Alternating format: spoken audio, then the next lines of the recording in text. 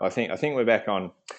Yeah, so I think the other important thing for us with LCA is the multiple impacts that you can calculate. So obviously, carbon was the one I focused on, and it's obviously the one that the guys here and me and Rich are very passionate about. But for instance, cost is also a really important factor. We're trying to get a sustainable design, as is all the other impact categories that you can analyse. Flexibility, that's the other really nice thing about having a good LCA tool or methodology, is that it's applicable to anything. For us in the built form, we can work on anything from a one-off residential design through to large commercial buildings, broadacre land developments, through to roads and bridges and infrastructure. So it's a really, really flexible tool to have. I guess really importantly for anyone entering this space, or anyone interested in life cycle assessment, is like, why would people want a life cycle assessment? It's great for us to be passionate about it, and it's great for us to build a fantastic tool for you guys to use. But is anyone even interested in what we're doing apart from people like us? And I guess the question is yes. There's a huge amount of people interested in what we're doing. There's a lot of people from the end occupant who say, look, I want a high performance building. You've got property developers saying, cool, we can definitely build you one. I mean, this is a one of many examples that we have here in Australia, where we work with property developers who are looking at life cycle assessment, not to get a footprint and not to tick a box, but to say, yep, if we use life cycle assessment, we can get a quantifiably improved building, or a high performance building, that we can then go around and turn to the market and say, look, we know that the market's after a high performance building, and we can use the outputs of that LCA to promote what we've done. And it's a nice thing because, for instance, you guys have BREEAM.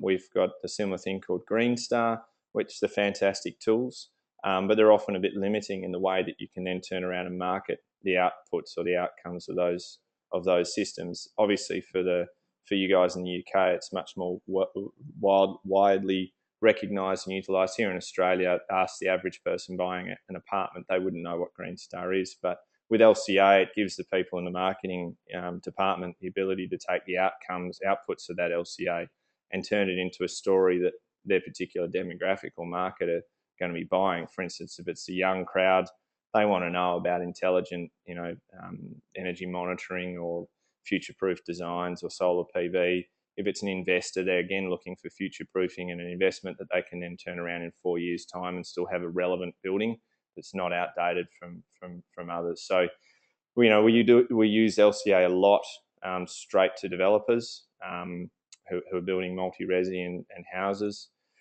We also work in the commercial space a lot.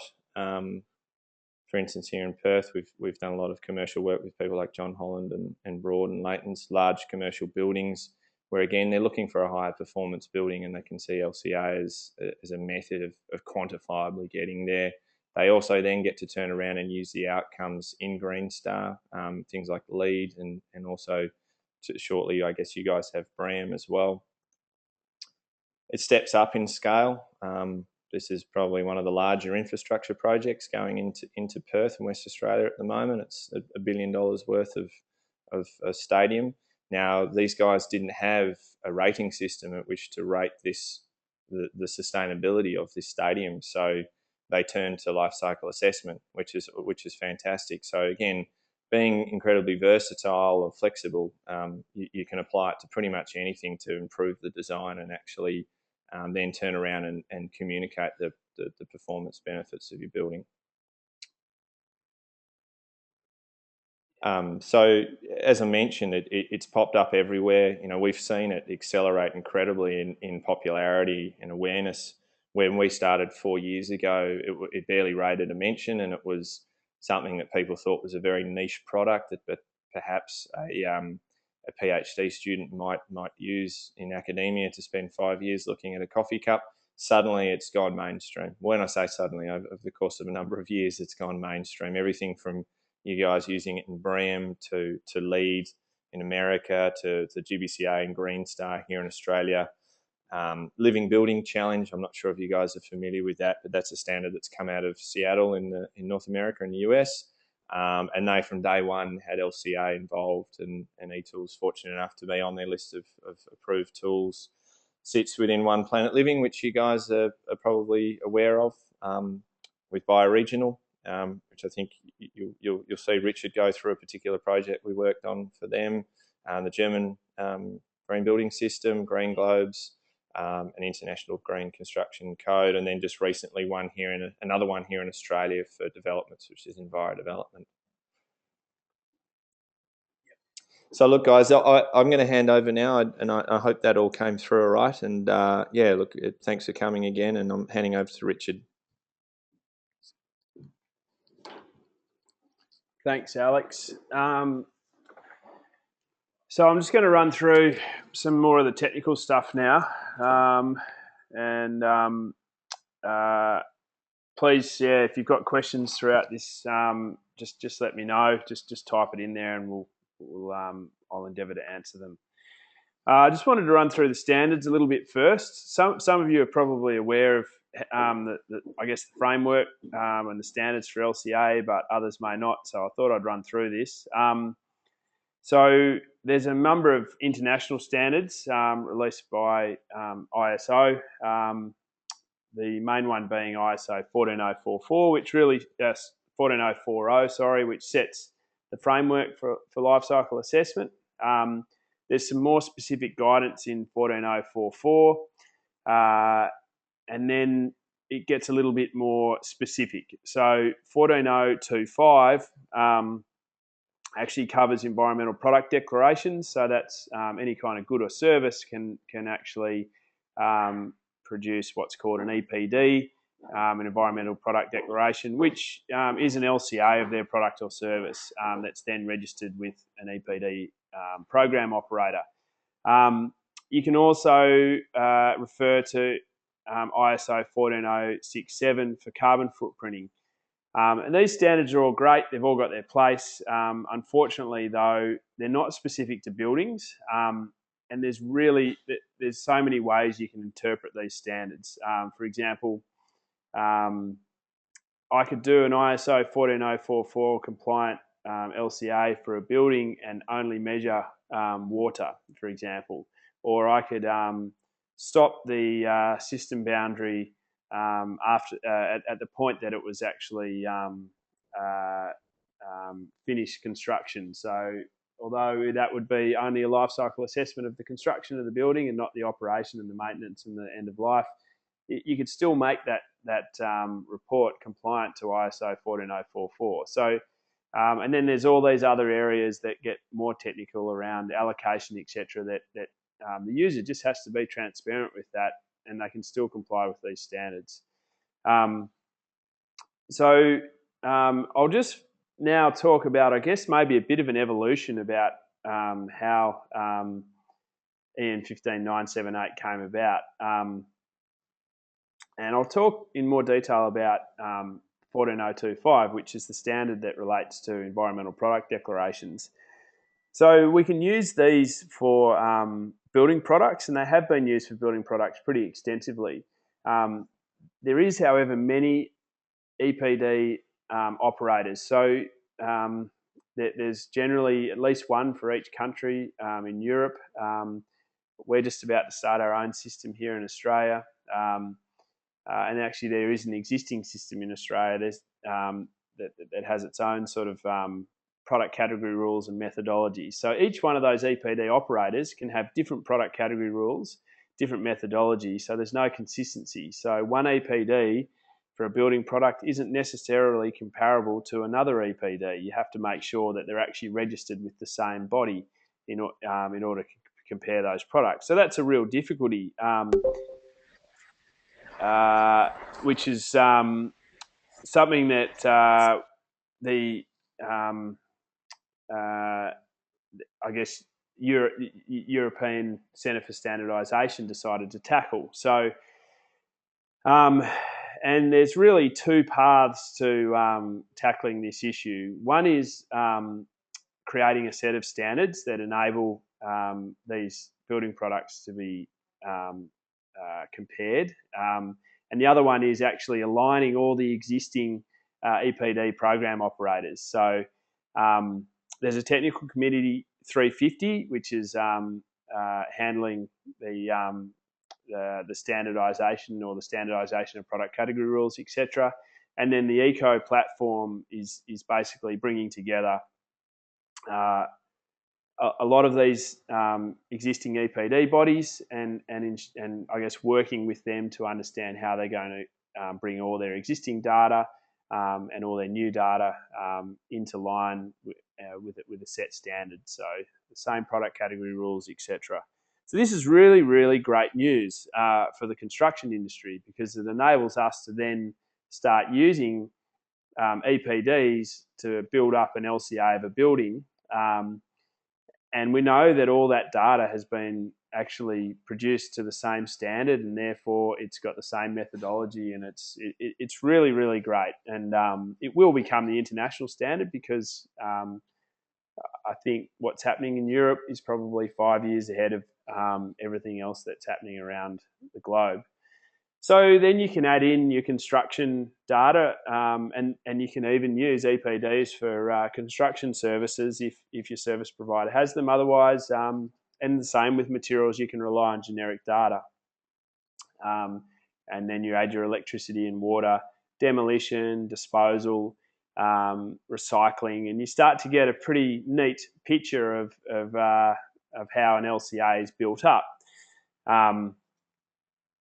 And I just want to jump back now to CEN TC350. So this was the body, I guess, that's produced the main piece of work that's being used by the Eco EPD group to align the product categories. So, but their mandate was actually a lot bigger than just construction products. Their mandate was to actually produce standards for the assessment of the sustainability aspects of new and existing construction works. Now, that is a fairly ambitious task, not necessarily to assess the sustainability of new and existing construction works, because we've seen that wheel be reinvented hundreds of times over around the world, but standardizing that is because there are so many different opinions on what a sustainable building is difficult. So it is a pretty ambitious task. But the way they've approached it, I think, is fairly noble. So they've really looked at what sustainability is, and there's three main components to sustainability. I think Alex put a slide up at the start of this presentation talking about environmental, social, and economic performance. And EN15978 is basically assessing the environmental performance of a building. So it's only one aspect to sustainability, and in that sense, it's limited, but it does have these sister standards that will cover those other aspects of sustainability, which is fantastic. Now, your product EPDs will actually form part of your EN15978 compliant LCA or declaration, but I guess it's just nice to understand a little bit how all this evolved, and it's really good. So we're certainly excited about it. We kicked off our journey into LCA software before these standards were written, and it was difficult because for a body to whether that be a regulatory body or a rating scheme to embrace LCA, they effectively had to write their own system boundary and to ensure that anything that came before them was actually comparable, and it was therefore a fair assessment. But these standards now, I guess, enable them to just refer to the standard, which is really, really good. It's really nice for us as software developers as well, because we just have to align our software with the standard, and we know it will be comparable to other people's outputs from other software. I'll just talk a little bit now about the methodology in EN15978. I guess I'll jump to the system boundary, which is where it starts to provide some more guidance than some of the higher standards in the tree, like ISO14044. So all the normal, components of an LCA, such as the goal, the scope, system boundary, functional unit, etc., impact assessment, interpretation. So they all exist within this standard. However, this standard provides a lot more detail on certain elements. And this little diagram here summarizes the system boundary. And it is a whole of life, whole of building LCA. It includes manufacturing of the products, everything upstream for those products being delivered to site, your transportation to site, your construction and installation, or your maintenance, repair, replacement during the building lifespan. Also operational energy and operational water, and operational water treatment. And then you have end-of-life impacts. I won't go into the detail there. That pretty much encompasses the system boundary of the building. However, there's additional reporting modules that relate to EN15978 that cover reuse, recovery, exported energy, etc. The software that we've built also captures some other information which is sitting at the bottom of that diagram there. We capture the transportation of construction labour to the site, and also the operational energy of non-building integrated services. So the operational energy of non-building integrated services it's not a requirement of EN15978, but it is a voluntary thing. You can report it if you want.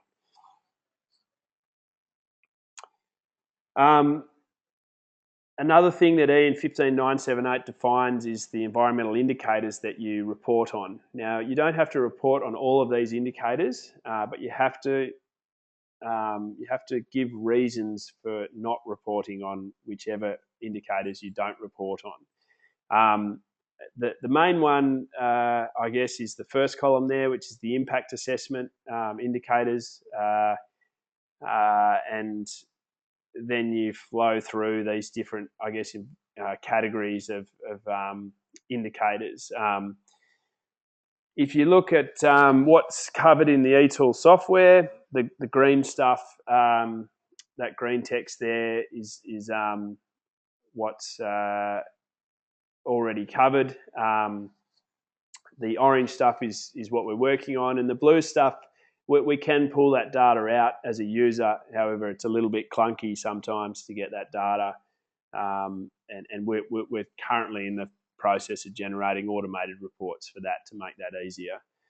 So these orange ones, they seem pretty easy at first glance. For example, hazardous waste and non-hazardous waste. Where it gets a little bit more tricky is if we're actually going to include the upstream and downstream hazardous and non-hazardous waste that relates to the materials that are being used in the building. And that's probably pretty important.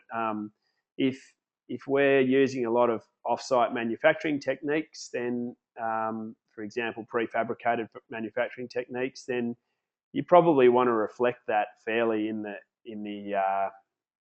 your assessment to ensure that you're not penalising one method or the other. So that's where it gets a little bit tricky with the hazardous waste and non-hazardous waste, but we're working through methods where we can report that, and hopefully we'll have some indicators on that soon in our software. Other aspects, obviously there's a lot of reference to existing standards, particularly ISO 14044. It's really neat. They've quite tightly set the allocation rules, and I guess it's a real summary that one of the biggest areas of variation in allocation rules is around recycling at the end of the life of a product, and they've defined that really well in the standard, which is good. It basically rewards construction for reuse or recycling rather than the use of recycled content up front. You do get rewarded for that in that A1 to A3 part of your system boundary, but the main thing that's driving your overall result is how much product is recycled at the end of the building life. well-defined boundaries between life cycle phases, and also it defines quite well how there's an interrelation between the different life cycle phases as well. And I'll try and do an example, and we might even use one with some recycling, some recycling allocation, so you can just see how that works. The reporting requirements are quite well covered in the standard as well, and I'll go into that a little bit in the software demo. So, and I just need to, I guess, go over this. So we've aided a lot of our users through EN15978 compliant reports, and there is, I shouldn't say a lot, a number of our users through these reports. And it's really important, I guess, to get the basics. And I think if I could just sum it up in a really small amount of words, this would be it. So first of all, there's a set of minimum standards that you need to meet in EN15978. And there's a chapter there called reporting, which runs through that. And it's pretty straightforward. But on top of that, in order for somebody to review your report as a third-party reviewer and ensure that it meets these standards, you have to have a really good level of transparency. And that's, I guess, there's two areas to that. One is your methodology. So a lot of that's actually covered in the standard, so it's quite neat. You can just refer to the standard, but some of it's not necessarily covered in the standard. But also your life cycle inventory needs to be very transparent. And that's both background and foreground data. So the standard's quite specific. It definitely recommends, highly recommends, I think, that you use consistent background data. So that's something that you need to try and ensure. And your foreground data, just actually how you've collected your inventory for your building, needs to be quite transparent as well. So there's two areas to that lifecycle inventory transparency, I think. Next is your impact assessment. And as long as your LCI is pretty solid and transparent, then the impact assessment should really be a case of either referring to the background data and ensuring that you've also published your characterization methods as well. And last of all is your interpretation, which is probably one of the most critical elements of the whole report.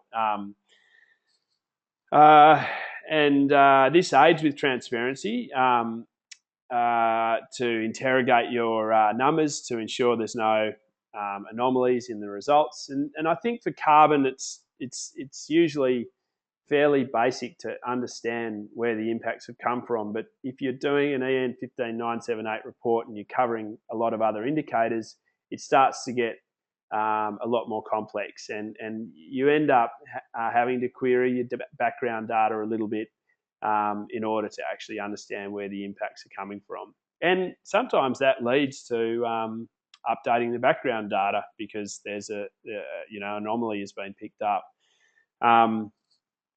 So as a user of, say, a package like eTool, it's probably not your responsibility to query the background data. That's something you have to refer to us to do. So I guess that's a nice thing about using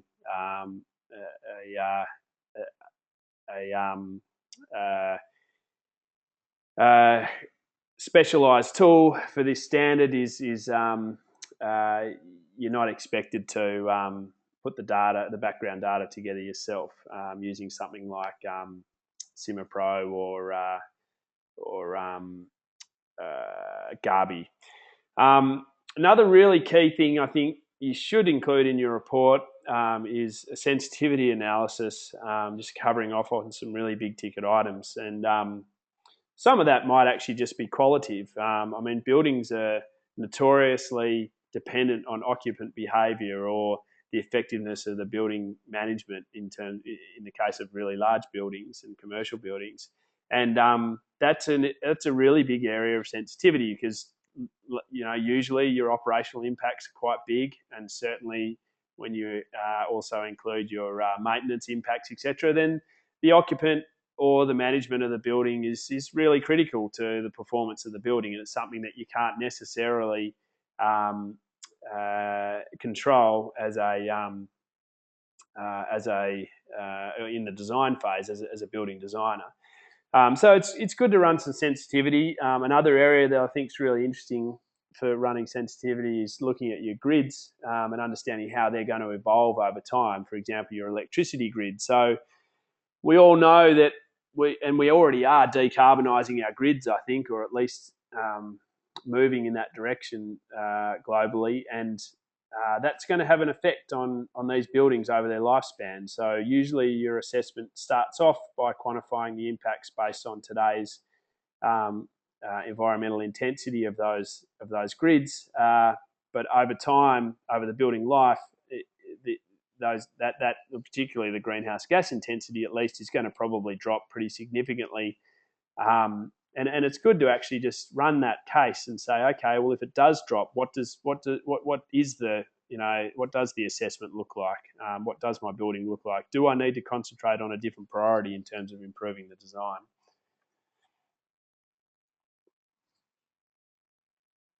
Whoops. So we've done a number of EN15978 reports, both in-house and also aiding external people, and most of these have been fairly retrospective, which has been a bit disappointing. So I guess eTool as an organisation has probably conducted well in excess of 100 life cycle assessments of buildings, not including different design iterations or different design options. And most of those LCAs have actually been done pretty early in the design phase, so we can recommend improvements. And that's generally the way we conduct LCAs is we get in there as early as we can, do a first pass assessment, give the customer a list of recommendations for improvement, and then we actually enable or get the feedback on what they're going to implement and assess the final design. So these assessments were more retrospective, so it was more of a footprinting exercise. However, all the developers that were involved in these buildings were really interested in the results, and they've taken learnings out that they've all said they'll use in future buildings. And some of the, just quickly running through this, for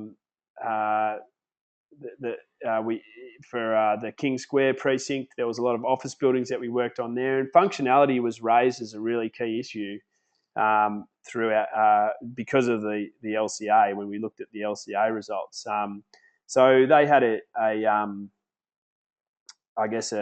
floor plate efficiency of around about 70% in their best building, 75% I think it was. So 75% of the area, total enclosed area of the building was lettable. But one of the other buildings in that same precinct was down at 60%, and yet there wasn't a lot of difference in those designs in terms of number of floors that were dedicated to car parking or anything like that. It was more really about the level by level floor plate efficiency, and it raised a few eyebrows. Talking about car parks as well, we identified for that precinct that if they'd rather than taking a building by building approach to their car parking, but looked at it more from a precinct level, they could have significantly reduced the groundworks required for those buildings by putting those car parks in a lot smaller space. And I think from memory, they required around about 40 or 50 metres squared per park, whereas a good practice car park should only require 20 metres squared per car park. So huge potential gains there that were picked up in the LCA because we were identifying these hotspots. One Brighton, which is the project that we've been involved in the UK. That was definitely retrospective, so that was after the building had been commissioned and run for a number of years. We've only just actually finished the EN15978 report for this, but the two big ticket items there were water heating, and I'm going to bring this model up in the software soon, and also the use of gas in place of the biomass made a huge difference to the results of that assessment. So that was quite interesting, just to see that the developers, BioRegional, were really interested to actually see what effect that was having on the sustainability of their building, the environmental sustainability of the building. And they're already moving to use life cycle assessment on other projects that are still in the design phase, which is really, really good. That's where the power of it is.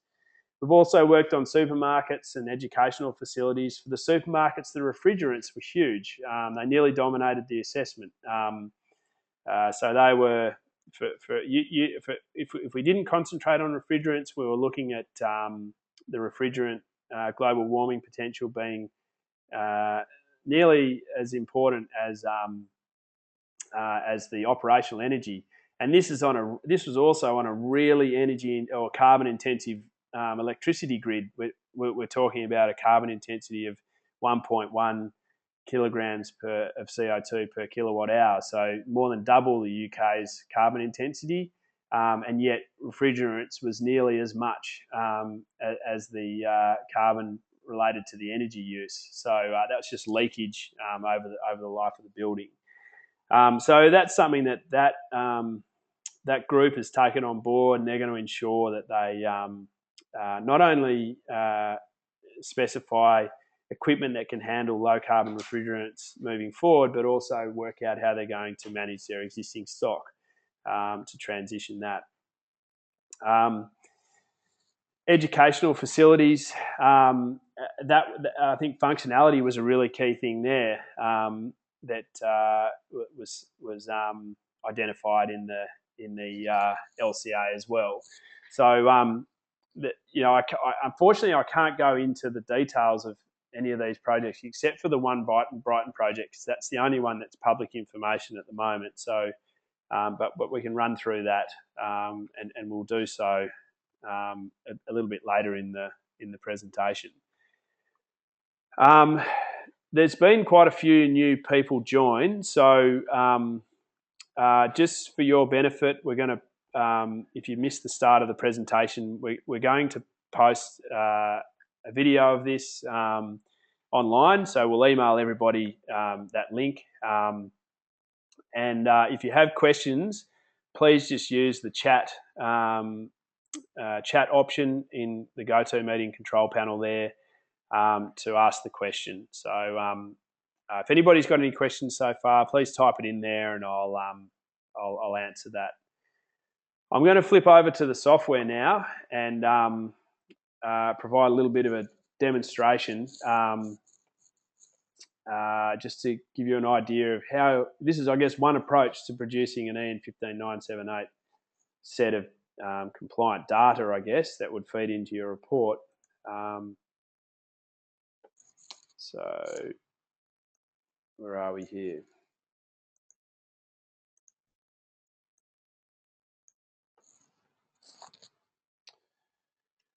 Okay, so we conducted a couple of different models for this building. So if you're not familiar with the One Brighton development, it was a BioRegional Development in Brighton. It's around about 170 apartments, I think. Very low number of car parks. I think there was a small number of car parks for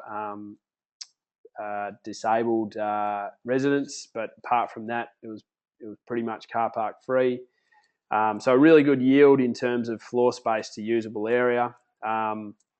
They went to great lengths to ensure the building was efficient. They also installed a biomass boiler to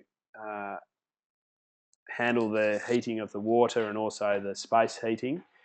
And also a lot of effort went into sourcing sustainable materials as well for that building. Not necessarily sustainable products in their manufacturing only, but also ensuring that they were going to perform in the building as well.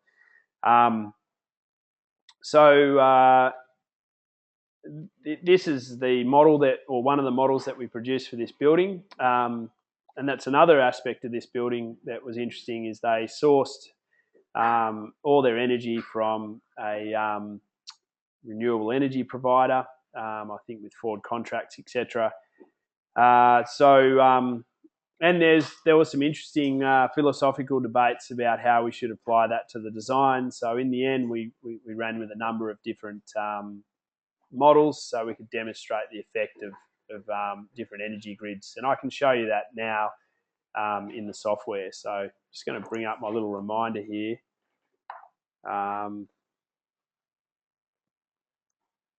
So I'm just going to break it down in really, really basic terms and show you how you can actually model, or how you can enter data into eTool. And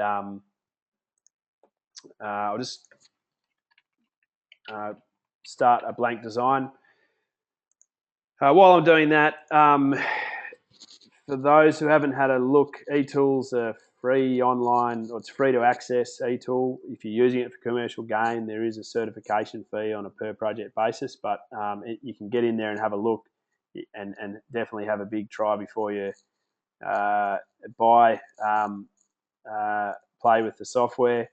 And I'll just show you really briefly how it works. So if we're going to enter some data into eTool, there's some really, I guess, basic ways of entering data. Here I'm entering some operational energy, and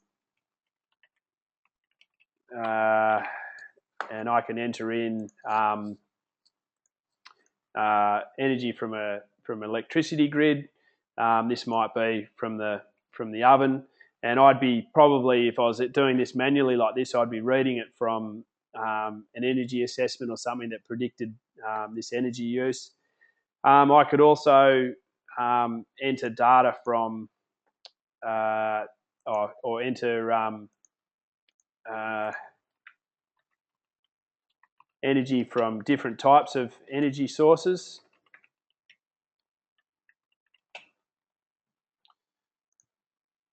So we could choose a gas grid and enter energy in from a gas grid, or we could choose other energy sources as well. So direct heat from different fuels, and also different types of electricity from I guess on-site sources or whatever it might be.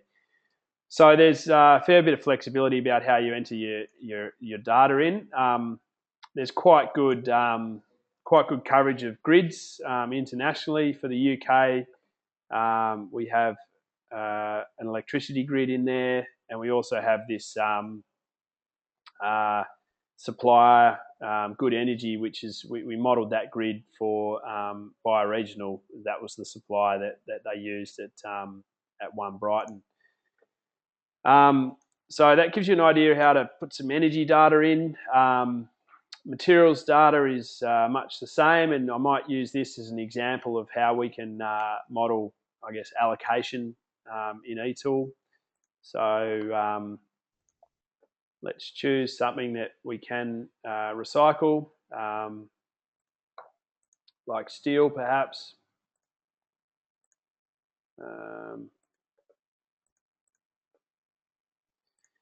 So when you load up a material that you can recycle, it'll give you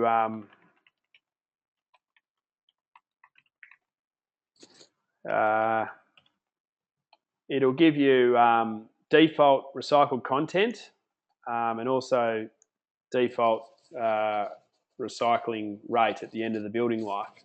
And these are pretty important in EN15978. I've just got a question there from Martin. I'll come to that in a second, and I'll just finish this little demonstration. So most of these inputs are fairly self-explanatory. The material life's really critical, and I'll do a demonstration on that in a minute. that can affect things. You can also model your transport distances, not only to the site, but also your end-of-life transport distances. So you can model the transport distances to the disposal if for this material that hasn't made it to the recycling plant, and also the transport distances back to the manufacturer for recycling. There's some default distances there, or you can put manual distances in as well. But we'll just leave it for on the defaults at the moment. So we can sort of play with this a little bit, but I guess there's all manner of options for manipulating this data, and I just really encourage people to get into the software and play with it and send questions through from there.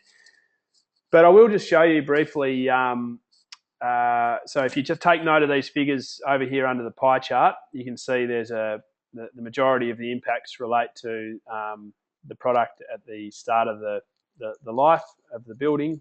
There's quite a lot involved in the transportation of that product to the site, and there's some disposal impacts, but also some recycling credits because of the material that's being recycled.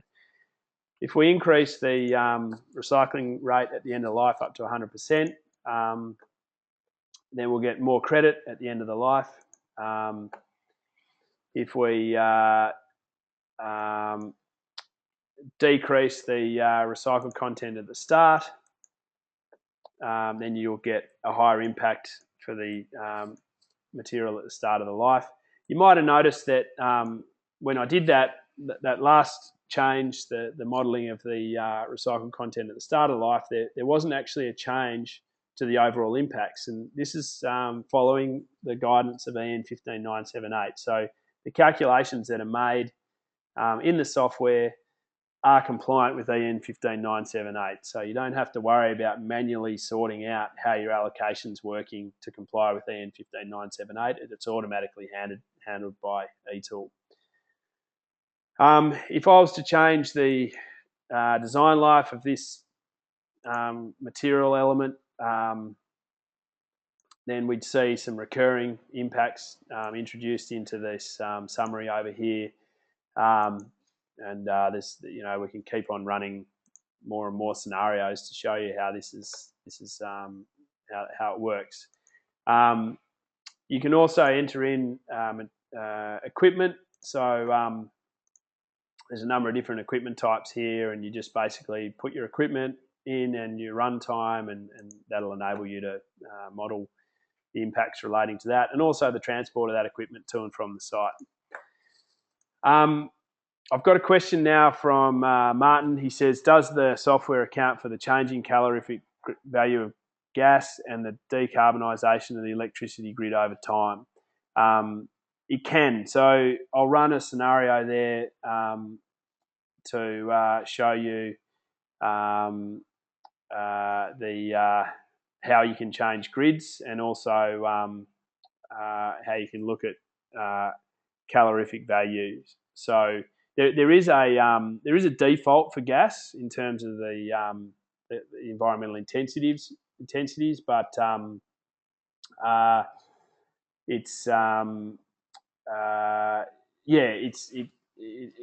it depends on the supply, I guess, for a given country or whatever it might be, and how that's going to change. So I am going to run that. I'll run an example of how you can change the grids a bit later on.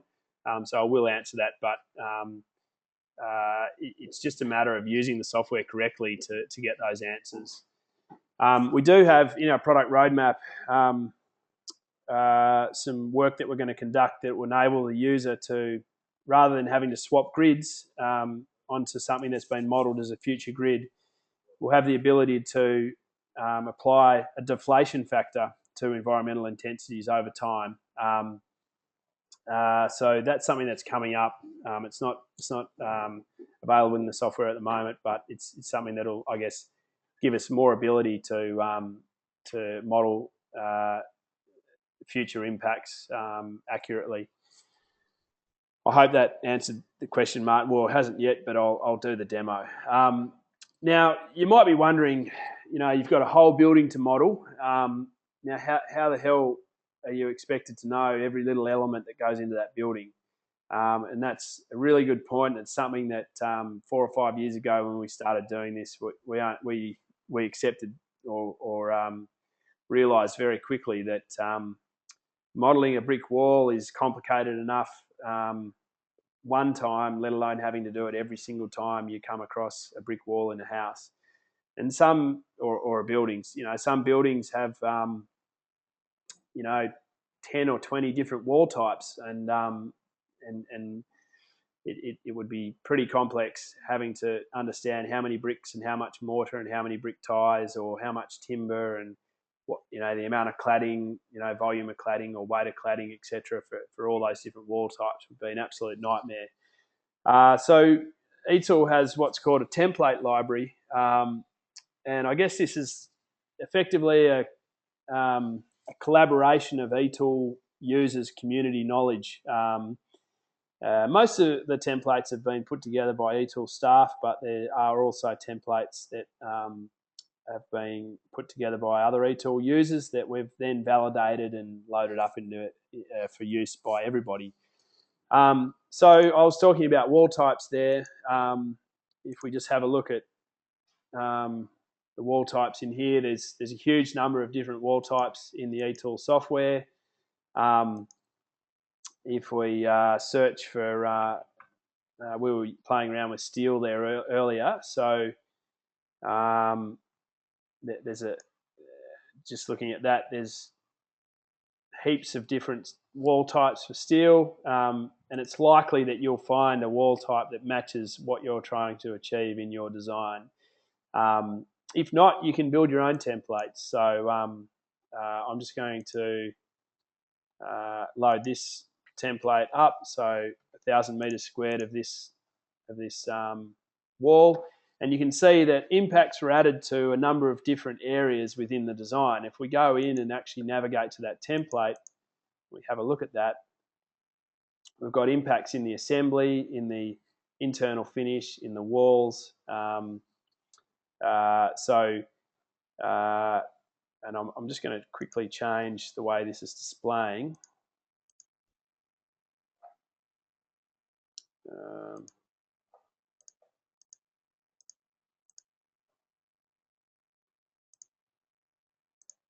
So we can see that in a little bit more definition. So it's not only entered in the elements that relate to the actual wall, but it's also entered in things like paint, plasterboard, etc.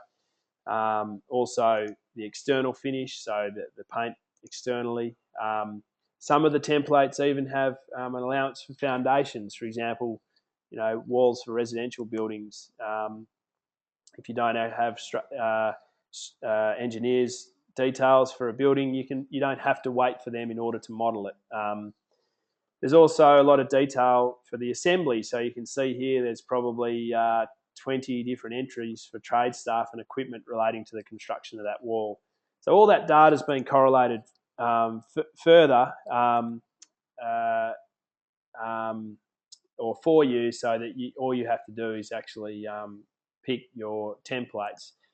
There's a video on our help section on our website that shows me doing an LCA of a pretty simple little building, and I conduct the LCA using templates in around about 5 minutes. So this template functionality gives you this amazing ability to put LCA data into the software really quickly.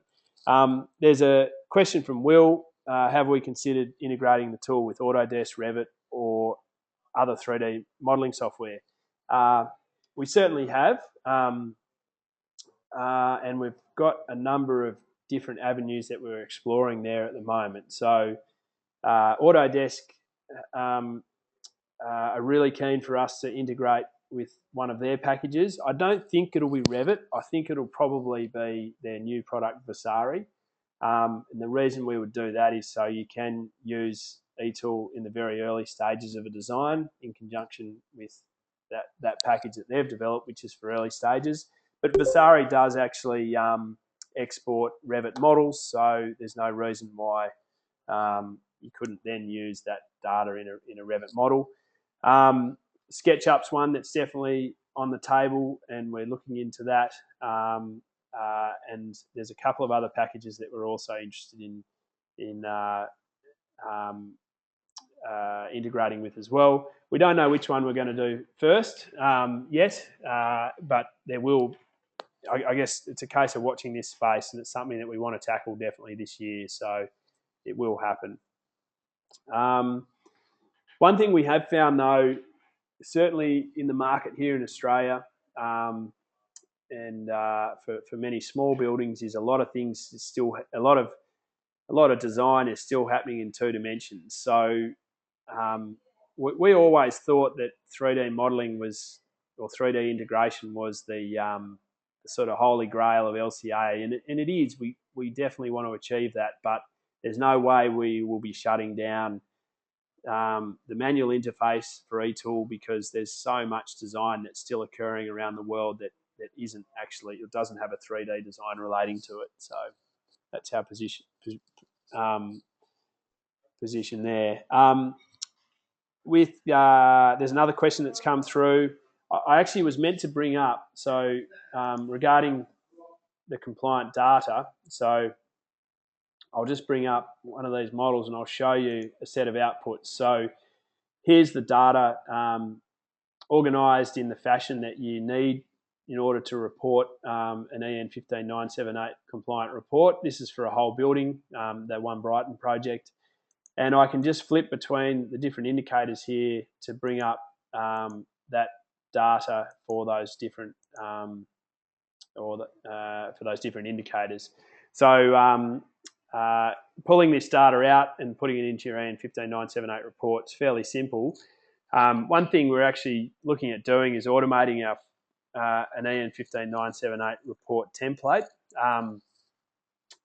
For our software users that have paid for a subscription, we support them with templates already that we've developed, and we will bring those into the software so that you can actually automatically run a report. And I'll show you some of the reporting features a little bit later on. With regard to EN15804 compliant product data, you can add data into the tool. It's not a user.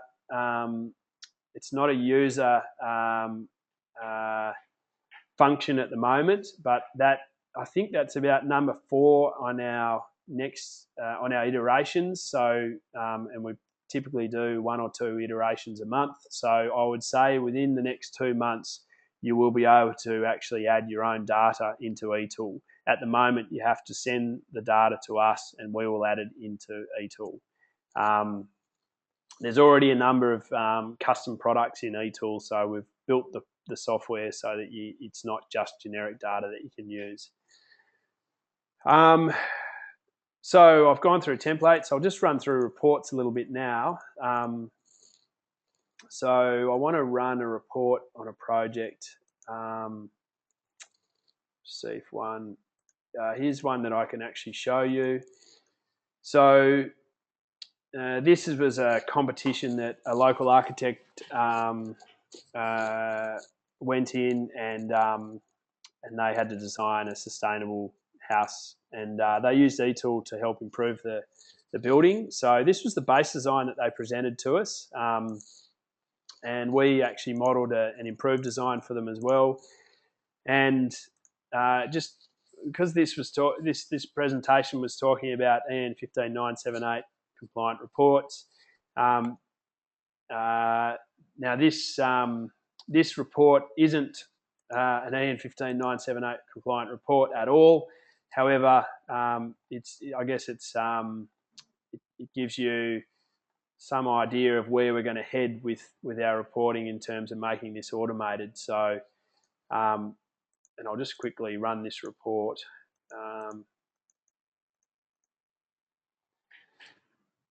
So this is automatically generated by the software. It gives you an executive summary. This is a summary of all the recommendations that we modelled in that while we were trying to improve the design. So we ended up with a net zero carbon outcome for this building. a little bit of a summary. So embodied impacts here, operational impacts and total impacts in this graph. Some detail on the embodied impacts, some detail on the operational impacts. And then it goes into what you'd more typically expect with an LCA report, some stuff that you normally see in an ISO compliant report. So it's very brief, this report, and it doesn't have a full list of, I'd say this is probably only, 15 pages in length, whereas the EN15978 reports that we've run are probably more like 120 by the time you put your life cycle inventory, etc., in there. So, but as I said, we're hoping to automate that, which would make it a lot easier. We will automate that, which will make it a lot easier. I just wanted to there's a number of other reports, so I might just run back to the One Brighton model here. And run some reports on this one. Someone talked about how the impacts might change over time, and I'm just going to show. I did a model for this, so an improved design for this building. So I'm just going to run this report quickly. Excuse me. So this shows the impacts over time. Once it comes up,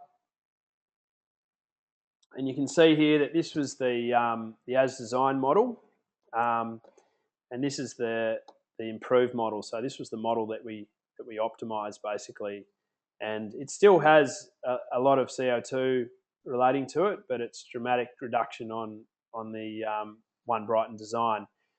And One Brighton design was already coming from a really, I guess, aggressive stance in terms of trying to improve their environmental impacts. You can see there's little step changes along the life of this building where different components have been changed out and added to the impacts.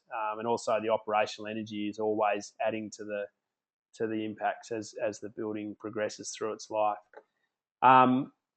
So there's other reports that you can run that show you the top impacts in the design.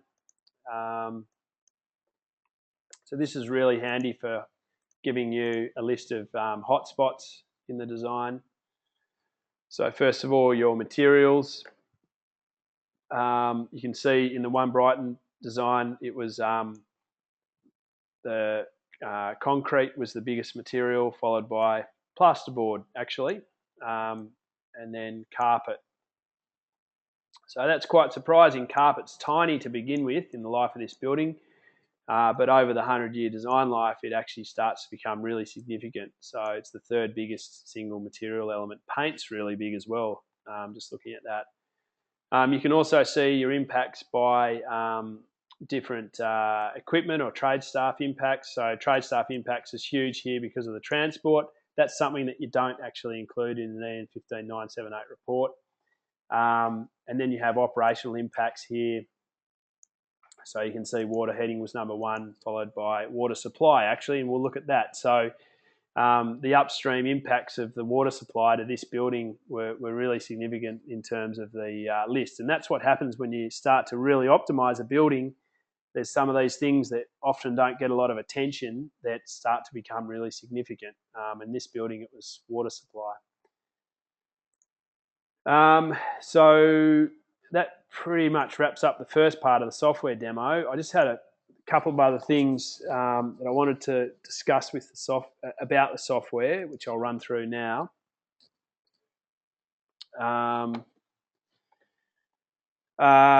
So using eTool, you can use eTool as a rating tool by itself. Actually, we have our own rating system, or you can use it in conjunction with other rating systems and soon to be added to that list of third-party tools that you can use eTool for will be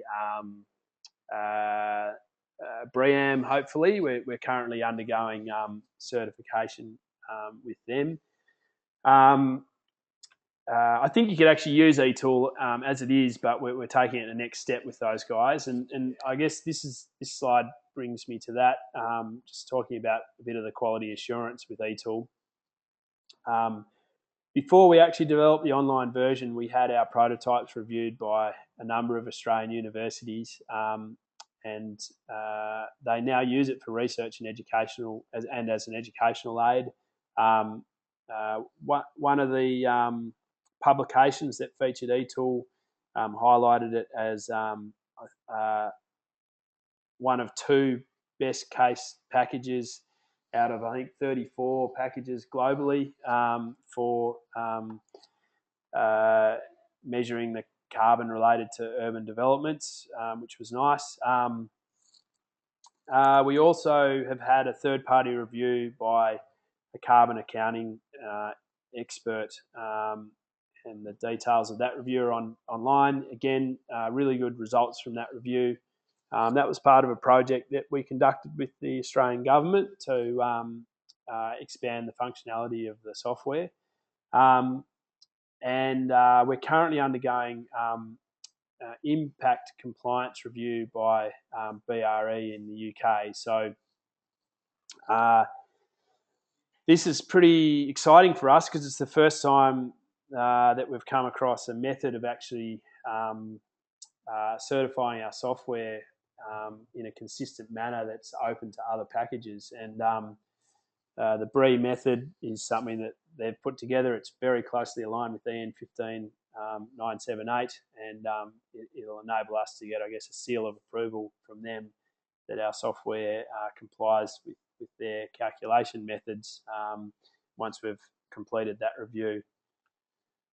A little bit about our roadmap now, and I'm going to go back into the software and do some more detailed benefit demos, but I just wanted to run through this stuff in case anybody wanted to drop out of the presentation early. So we've got a bunch of user interface improvements coming up in the software. We're working on those at the moment. We want to increase the lifecycle cost functionality. So eTool does actually track your lifecycle costs at the moment, but it's a very long way from being, a QS tool or a sophisticated lifecycle costing tool. And we're going to increase the functionality a little bit there to just lift the standard there a little bit. I mentioned some functionality that we'll introduce around depreciating the intensity of grids. That'll occur at the same time that we do that work. 3D integration is something that's on our product roadmap. So just for Will, your benefit there, this slideshow was put together well before your question. It's something that we're really keen to do, and we will get to it, especially if we're supported by industry. So if there's any more questions, please fire away. A really critical thing, though, that I want to develop or demonstrate now is how you can use lifecycle assessment to actually improve a design. So one thing I think the LCA industry has been a little bit plagued with is it is seen as a footprinting exercise rather than a design improvement exercise, and that's something that I think practitioners really need to work on, is ensuring that they're using the outputs to improve the design. So it's not actually a requirement in the EN15978 reporting standards that you actually document potential improvements.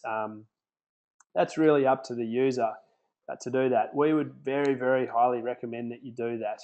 That's where the value of LCA is using the outputs or using your model to identify environmental improvements and hopefully reduce those impacts. It's one of a couple of metrics that we run through every single week here at eTool, is how much CO2 we have enabled to be avoided, basically, through the assessments that we conduct for people. And it's why we built the software. It's the core of what we're about at eTool, and we really hope that the software is used for that. So I want to run through that. I just also want to show you how you can use eTool to run sensitivity checks, and I think this is really, really critical for life cycle assessment because sometimes as practitioners we get carried away with arguing about angels on pinheads, effectively. And that's something that you can get bogged down into this super detail where you actually miss the really big ticket items. So that's something that a quick sensitivity analysis in your software or in your model can overcome those I guess misconceptions based on focusing on the wrong things. So I'll run through some examples of that as well. Okay, so first of all, modeling improvements. So I'm going to start with this design here. So this was the design that we were presented with. So this is the design that One Brighton gave us to model, and this is the model that we conducted.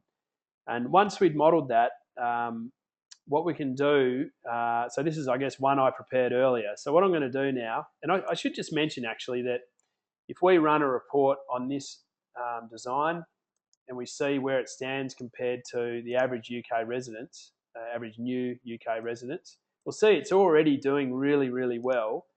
If I can find that.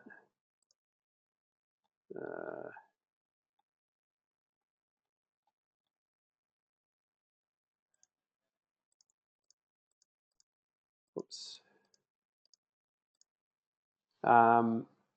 So it's already doing really, really well, but that's not to say it can't be improved further. So you can see here that this is your average UK residential impact in terms of CO2 per occupant per year. It's just over 2 tonnes per occupant per year. You guys are doing way better than us here in Australia. We're more like 4 tonnes per occupant per year, by the way. So that's very encouraging. A lot of that's to do with your grid intensity.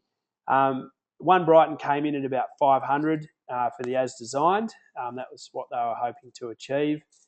So less than a quarter of the impacts that of a normal UK new residents.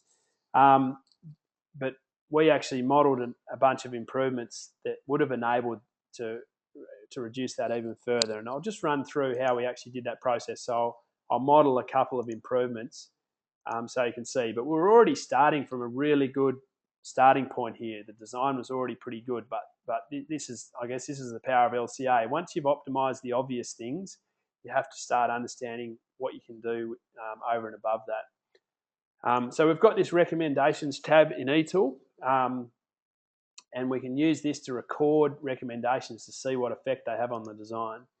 So I'm going to add a recommendation from a template that I have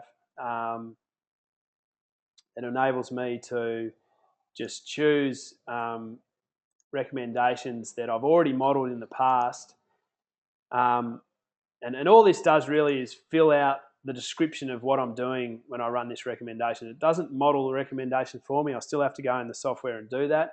But it does, I guess, automate the documentation of this to some extent. I'm going to record this, record the change now. Actually, I need to back out of this because I haven't actually cloned this design to. So apologies for that. I don't want to actually change my base design. I want to actually clone the design and run these changes in a new design or a copy of this design.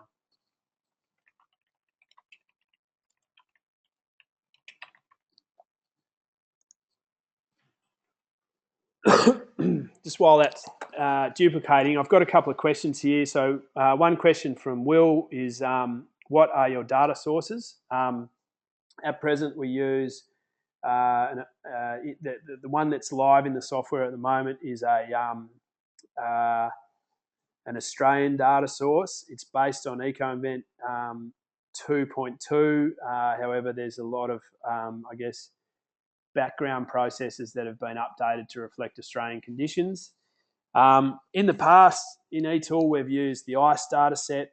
We've also used some European data, and we've actually got some functionality that we've developed, and it's in testing, that's going to enable us to just switch between databases in a design. So at the project level, when you set a project up, you'll actually be able to choose your LCI source here. So the ones we're going to implement initially will be EcoInvent 2.2 for European data, and also, providing we get the impact seal of approval from BRE, they've also got a data source that we'll implement in the software as well. Now, it does require that we have a consistent set of materials for each data source, so that you can flick between different data sources. It's no good having a partial data source, which means your model wouldn't be complete if you flick to that data source. So there's a few things that we have to overcome technically there, but that's the situation. This is the data source that we're currently using, but watch this space. You will have the ability to flick between data sources. What that means for you in the UK is you can build a model in eTool at the moment, and once we bring that functionality in, it'll automatically be available for you to change over to the other data source with your existing model. One thing I would also say about data is what we've found is with the we actually duplicated our whole program onto a new domain, if that makes sense, and ran the One Brighton assessment in a number of different data sources, and we found very, very little differences between the different data sources on a building level. For some materials, there was huge differences. For some individual materials, wool carpet, for example, was there was massive differences between the ICE data set, for example, and the Australasian data set, and that was due to the methodology in rather than local differences in the amount of methane that sheep emit. It was whether the methane was included or not. So that quite often what you find with different data sources, it's the methodology that's different rather than the actual local manufacturing conditions. So that's one thing I'd say about regional data sources. There are some papers out there that say it's absolutely critical that you use a regional data source. I guess it really depends on what you're assessing. And at a building level, for most construction materials, it's I wouldn't say it would be critical. That's certainly not been our experience when we've run sensitivity on it anyway. Another question here, how easy to do localization with eTool? Would you like to do, we would like to do an LCA for a house development in Turkey. We've done LCAs in eTool in a number of different countries, and as I said, sometimes that requires us to set up a sister version of the software on a new URL with a different data source. But it's certainly possible, and it's not very difficult. Everything in here is very customizable from the point of view of transportation distances, etc., for your materials. So there's definitely has an ability there to run projects in different regions. So I've set my model up, which is this model is just a straight duplication of my base design, and I'm going to show you how we can model improvements in the design. So we're going to record this recommendation. So this recommendation is what happens if we actually replace the concrete that's in the building with high fly ash content concrete. So I've started recording this recommendation, so I'm actually going to go and actually run this recommendation now. So we've got this functionality in eTool called bulk swap. I'm just going to search for the concrete in all the materials in the model.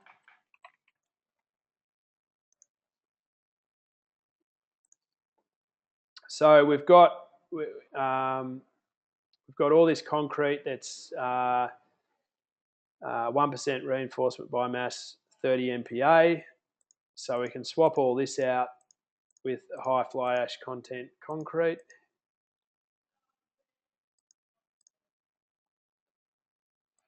I've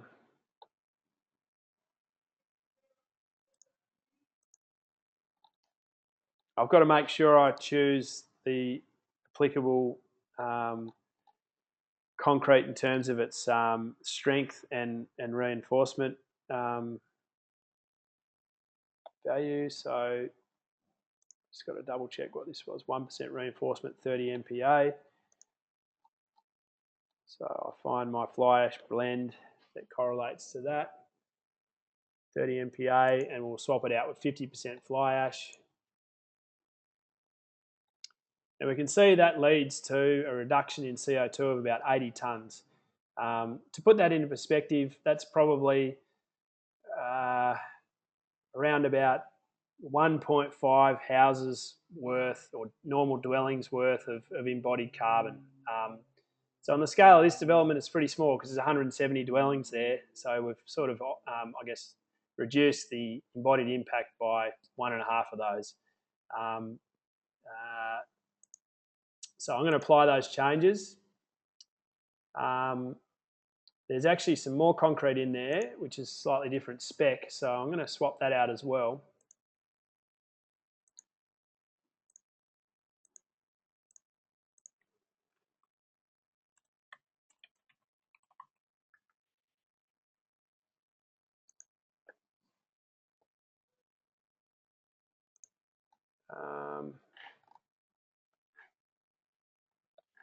So this concrete here is already blast furnace slag concrete. So it's already got replacement in it. So it'll be interesting to see what happens to this if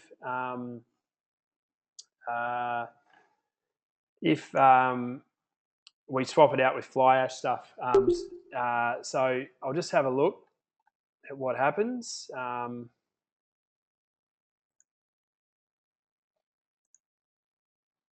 think that's the one we needed.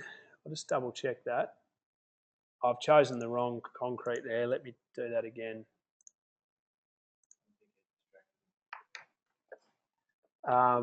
So I think this is the right one. 1.5% biomass, 30 MPa. So that's an equivalent concrete there.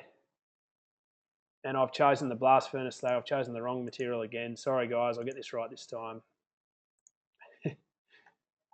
Fly ash this time, 30 MPa, 1.5% biomass. There we go. So there's obviously a lot more concrete involved here because we've got a much bigger saving, 280 tonnes of carbon this time, but the percentage saving is less, and that was because the concrete we were starting with was already less intensive than normal concrete. So I'm going to apply those changes. I'm going to stop recording that recommendation now, and I'll just see what result that has on the overall design.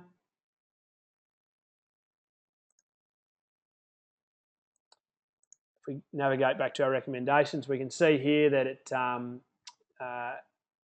in terms of kilograms per occupant per year, it was only an initial. There was no difference over the life of the building. It was just an initial drop.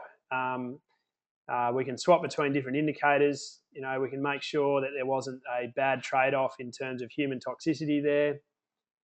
And there's actually nothing showing up for that, so it looks like it's irrelevant. Same with acidification, looks like a positive there. So that shows you how you can run recommendations, and I won't go into. I could run a lot of recommendations on this building, but I've already done that. So I just want to show you those now.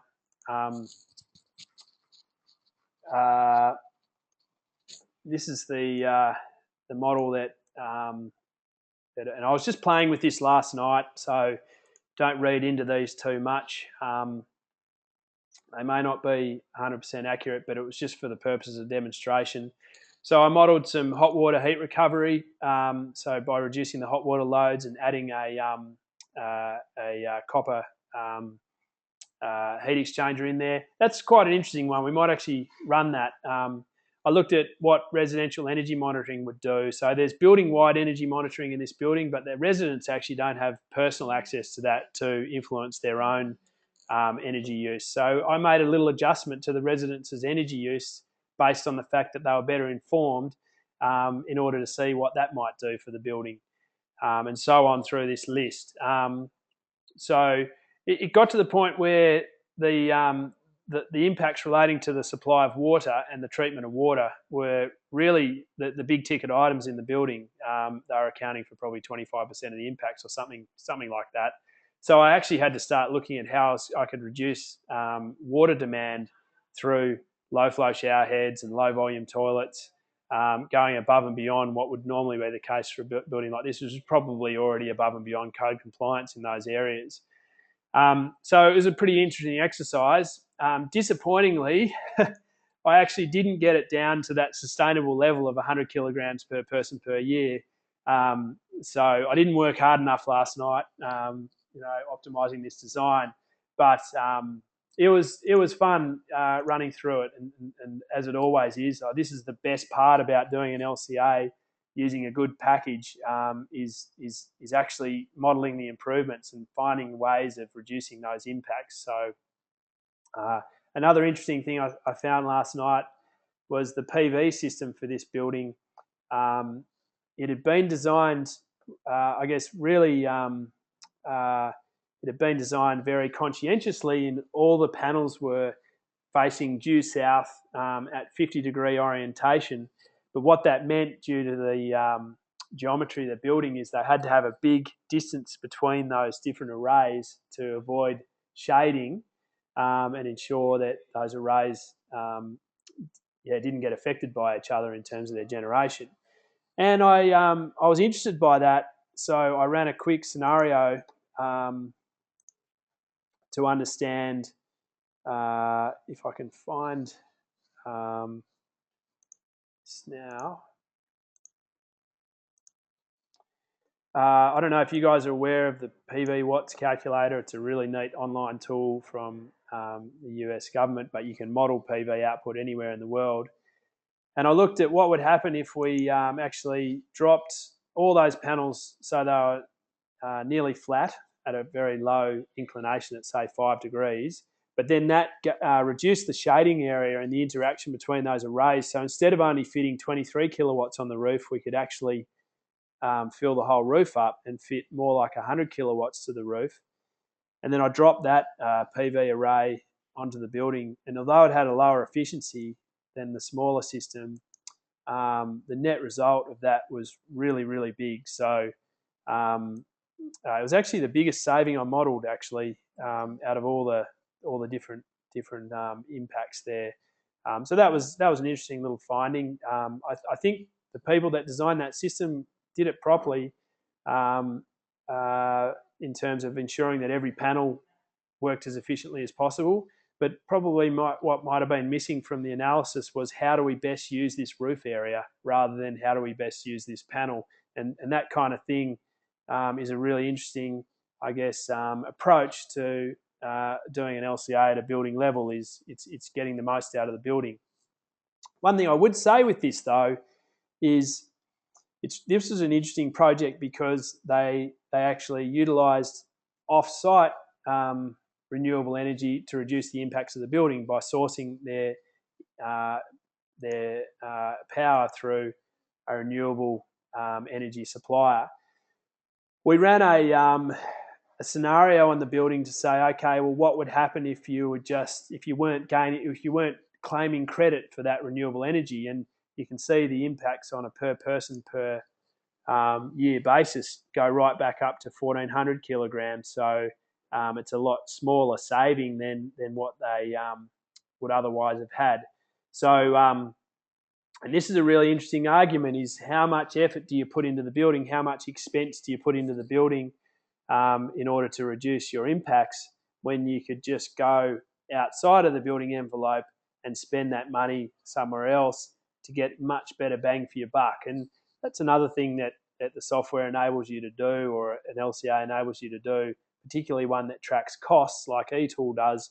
You can actually see, in terms of dollars spent per unit of impact reduced, how does that compare to, say, investing in an off-site wind farm or off-site solar farm or wherever it might be? So That's, I guess, another comment I would make. I talked a little bit about modelling sensitivity, so we could actually swap this design back onto the low carbon energy supplier, and just see how that affects the design. So that's how quick it is to run a sensitivity case on your energy grids. Now, we haven't done this for the UK, but for the Australian grids, we've actually got these, where are they? Future grids. So you can see here we've got a grid that we've modelled for 2030, a grid that we've modelled for 2050. And we could do the same thing with the UK. I know, for example, that France is a really, really low carbon grid. Now, that's because they use a lot of nuclear, which isn't necessarily the answer either. But if you wanted to see in terms of carbon intensity what this building would look like on a really, really low carbon grid, then we can set it to the French grid. This is, I guess, kind of addressing, I think it was Will's question about how you model the intensity of future grids. But you can see there that that's actually slightly more than buying it from the local low carbon energy supplier. So very quickly you can get a picture of how the impacts change depending on what grid you're looking at and how that might change in the future, etc. So there is an ability to model that in the software in terms of sensitivity. Once we've got that multiple LCI database functionality up and running, you'll be able to flick between LCI data sources at the project level here. So you'll be able to choose different data sources, run a sensitivity on that, which will be handy. That'll be particularly good for you guys in the UK. You'll be able to run one using EcoInvent 2.2 and another one using maybe the ICE database, and another one using the BRE data. So you'll actually have three options there, and that you can run a sensitivity on your different data sets, which will make LCAs really interesting for you.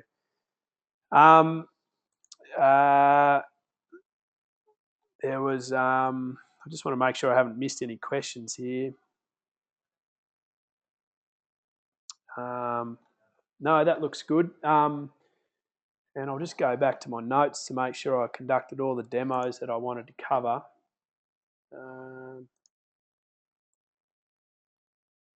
Design life is another one in terms of running sensitivity. So if we increase the design life of this building to 200 years, for example, then what that does is it means that all those initial impacts in terms of concrete and bricks, etc., instead of only getting 100 years worth of impact out of them, or 100 years worth of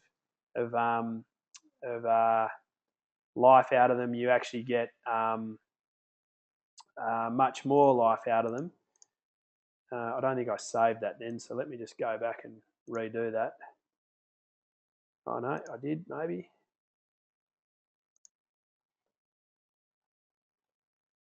So I'm not sure what let's let me rerun that. We should see a difference in the impacts on a per year basis.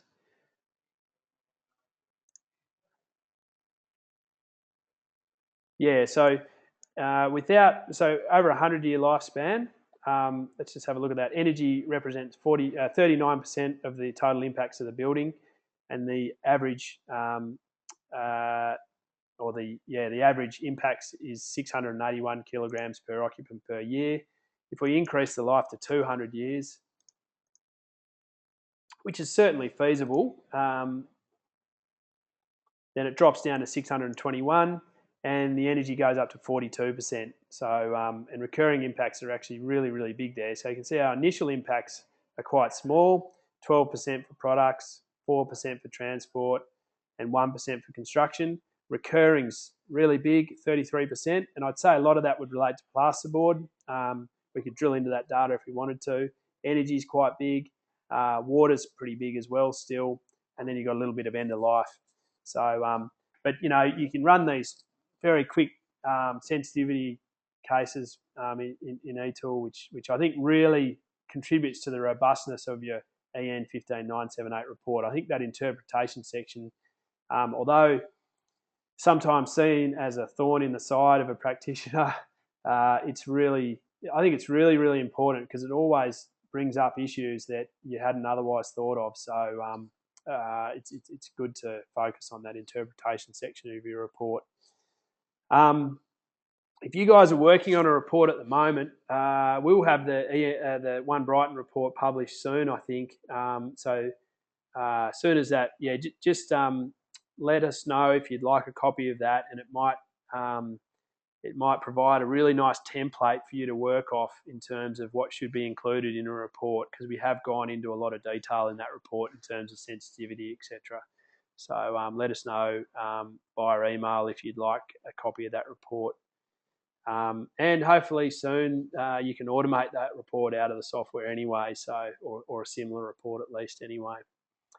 I see I've really used up a lot of time. I hadn't expected that to go for that long, but if there's other questions or there's other things that people would like me to demonstrate, please let me know now and before we sign off. But it's good to see so many people still online. Apologies to the people that missed the start of it. As I said, we'll post a video online, so we'll let you all know where that is when it's up and running. I think I missed the first part of Alex's presentation, which doesn't help the people that were late, but maybe we'll doctor that in somehow or something. So yeah, thanks a lot, everybody. And if anybody has any questions, just hang around and type them in.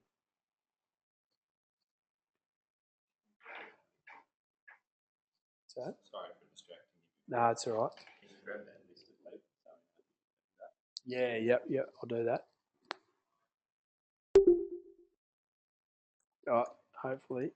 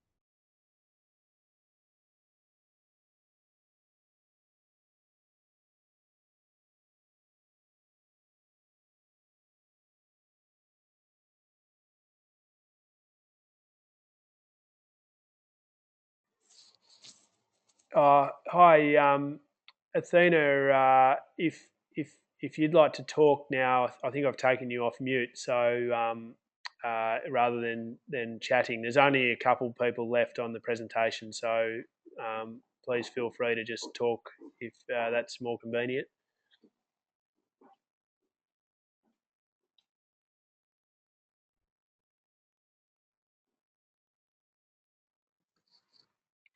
Okay, no problem. I'll just write it here.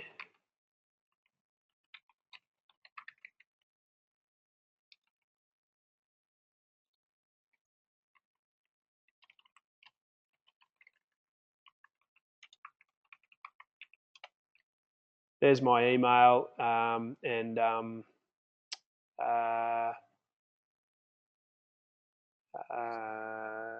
yeah, my phone number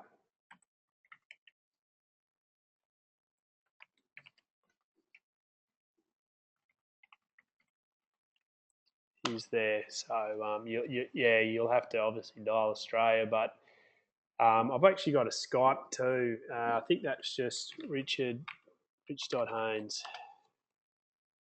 So that's my Skype address, that last one. If you can hear me.